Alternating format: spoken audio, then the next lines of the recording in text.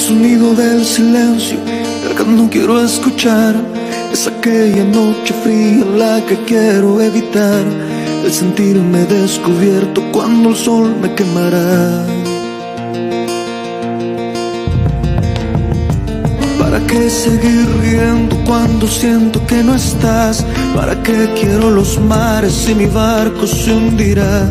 ¿Para qué seguir viviendo si a lo lejos tú estás? Que las fuerzas se me agotan y el está por comenzar. Fue otro día en silencio el que acaba de pasar. Pasa y pasan los minutos en mi oscura soledad. Soledad que se alimenta del silencio de tu boca, esa boca que sonríe pronunciando así mi nombre, aquel nombre que me diste diciendo que sí, mi amor, es mi amor que en ti espera y que siempre esperará. Es tu amor que me condena a esta eterna libertad. Y aunque pasen mil silencios,